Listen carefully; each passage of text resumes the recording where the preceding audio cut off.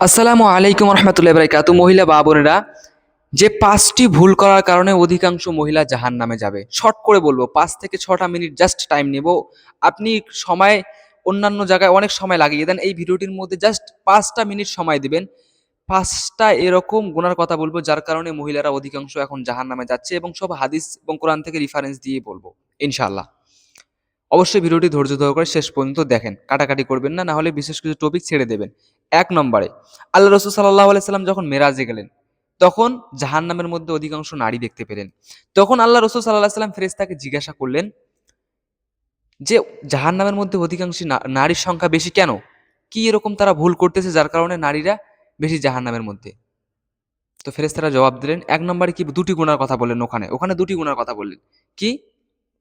1 নম্বরে নারীরা বেশি বেশি গীবত করে। গীবত মানে কি? মানুষকে নিয়ে সমালোচনা। ও কি করেছে, সে কি করেছে, ও কি গুনাহ করেছে, ও কি ভুল করেছে, ওর বেটি কি করেছে, ওর ছেলে কি করেছে, ওর মেয়ে কি করেছে, এগুলো নিয়ে ওদের মাথা ব্যথা।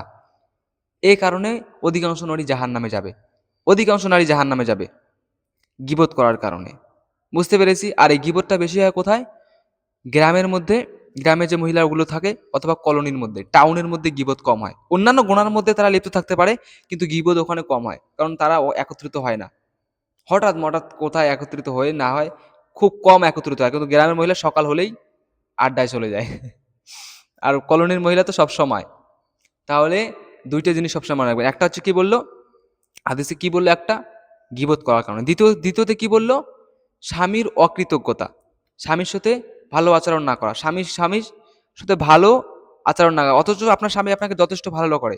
এখন খারাপ ব্যবহার করে না করে সেটা পরে বিষয়, কিন্তু স্বামী যদি আপনার ভালো হয়, আপনার সাথে ভালো ব্যবহার করে, আপনি যদি তার কৃতজ্ঞতা আদায় না করেন, তার সাথে ভালো ব্যবহার না করেন, তাকে যদি ভালো না বাসেন, তার সাথে ভালোভাবে কথা না বলেন, তাহলে আপনিও জাহান্নামে যেতে হবে। দেখো, আপনি যতই আমল করেন না কেন, যতই যা করেন না কেন, যদি আপনার স্বামী আপনার উপর রাজি না থাকে, আপনার জাহান্নামে যেতে বাধ্য। হযরত আলী রাদিয়াল্লাহু তাআলা আনহু, হযরত আলী কাররামাল্লাহু ওয়াজহা, আলী রাদিয়াল্লাহু তাআলা আনহু মা ফাতেমার সাথে একসময় ঝগড়া করে একটা গাছের নিচে গিয়ে শুয়েছিলেন। তখন আল্লাহ রাসূল সাল্লাল্লাহু আলাইহি সাল্লাম বাড়িতে আসলেন, আলীর বাড়িতে আসলেন। আসার পরে ফাতেমাকে জিজ্ঞাসা করলেন, আলী কই? তখন ফাতেমা জবাব দিলেন যে আমার সাথে ঝগড়া করার পর আলী একটা গাছ মাঠের ধারে গিয়ে শুয়ে আছে।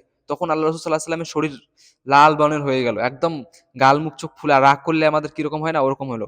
তখন ফাতেমাকে জবাব দিলেও, শোনো, যতক্ষণ পর্যন্ত তুমি যতই আমল করো না কেন, যদি আলী তোমার উপর নারাজ থাকে, তুমি কখনোই জান্নাতে যেতে পারবে না। তো সেরকম, এটাই আমি বোঝাতে চাইতেছি প্রত্যেকটা মহিলাকে, আপনি যতই আমল করেন না কেন, যদি আপনার স্বামী আপনার উপর নারাজ থাকে, কখনোই জান্নাত যেতে পারবে না। তাহলে দুটি গুনাহ জানা হয়ে গেল। 3 নম্বরে কি গুনাহ? 3 নম্বরে হচ্ছে মাকে কি বলা হয়? মাদ্রাসা বিল জান। আপনি আমলের প্রতি আকর্ষণ না থাকা, 1 নম্বর। আমল, কোনো রকম আমল না করা, আল্লাহর হুকুম আহকাম, কোরআন এবং হাদিস না মেনে চলা। দ্বিতীয়তে কি? ভুল ভুল ডেইলি গুনাহ করেন, কিন্তু তওবা করেন না, পর্দার বিধান মেনে না চলেন। এইটা হচ্ছে 3 নম্বর ভুল। প্রত্যেকটা নারী ফরজ আমলের প্রতি অমনোযোগী, পর্দার বিধান না মেনে চলা, বেশি বেশি করে গুনাহ করা, তওবা না করা। এই কারণে 90% মহিলা জাহান্নামে যাবে। বুঝতে পেরেছি। এটা অবশ্যই ধ্যান রাখবো। আর 4 নম্বরে, মাকে বলা হয় মাদ্রাসা বিল জান, অর্থাৎ মাকে প্রত্যেকটা শিশুর জন্য প্রথম শিক্ষা কেন্দ্র বলা হয়। প্রত্যেকটা শিশু সবার প্রথম কার থেকে শিক্ষা শেখে? মায়ের কাছ থেকে। জানি না, কিন্তু কিছু কিছু মা দেখেছি এরকম, তার সন্তানের সমস্ত রকম ভুলে তাকে মাফ করে দেয়, অর্থাৎ ফ্রিডম ফ্রিডম। যারা দেখবেন শিক্ষা শেখে, তারা কি বলে? ফ্রিডম চায়, মানে খোলা ষাঁড়ের মতো তাদেরকে ছেড়ে দাও। এরকম কিছু সন্তান থাকে না, যদি বাড়িতে একটু চাপে রাখেন তার ভালোর জন্য, দেখবেন স্কুল কলেজে গিয়ে 10টা 5টা প্রেম করতেছে, সেক্ষেত্রে এগুলো হচ্ছে মায়ের ভুলের কারণে ছেলের মেয়েরা কি চান্স পেয়ে যাচ্ছে। একবার ধরা পড়লে বলে ছেড়ে দাও, এটা হয়ে যাবে, ছেলে মানুষ, ছেলে মেয়ে মানুষ তো, ওগুলো হবে দুই একটা। ছেড়ে দেয়, ছেড়ে দেওয়ার পরে পরবর্তীতে এরকম করতেই থাকে। আর এটা তারপরে যদি আপনি ঠিক করতে চান, একটা মেয়েকে একবার খোলা ষাঁড়ের মতো, বা একটা ছেলেকে একবার খোলা ষাঁড়ের মতো ছেড়ে দেবেন। সে 10টা 5টা প্রেম করার পরে আপনি যদি তাকে বাসায় চাপে রাখতে চান, যে না, আমি এখন আমার মেয়েকে এগুলো করতে দেওয়া উচিত না, বাসায় রাখা, তারপরে আর ওর থাকবেই না। তারপরে মানুষকে কি বলবে জানেন?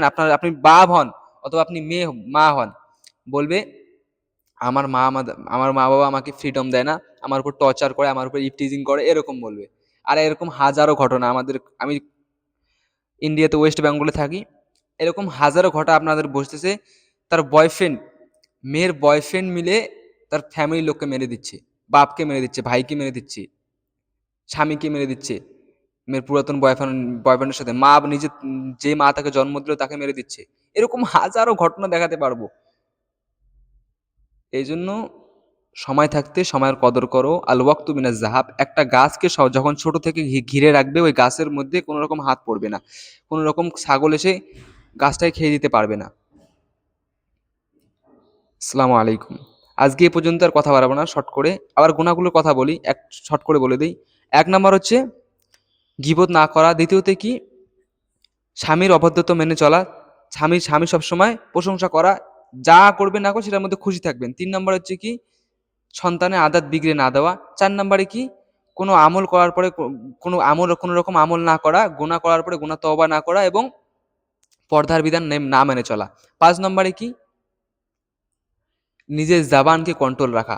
অনেক মহিলারা গালিগালাজ করে, অনেক দেখেছি পুরুষের মতো গালিগালাজ শুরু করে দেয়, রাস্তাঘাটে যেখানে সেখানে মানুষকে নিয়ে সমালোচনা শুরু করে দেয়, খারাপ খারাপ ভাষা বলে। এটা জাবানকে কন্ট্রোল রাখা। এই কয়টা জিনিস যদি ধ্যান রাখতে পারে একজন মহিলা, তাহলে এই কয়টার জন্য উল্টোটা হয়ে যায়, তাহলে সে জান্নাত যেতে পারবে। আর আর যদি এই কয়টা গুনার মধ্যে লিপ্ত থাকে, কখনোই জান্নাতে যেতে পারবে না। আসসালামু আলাইকুম।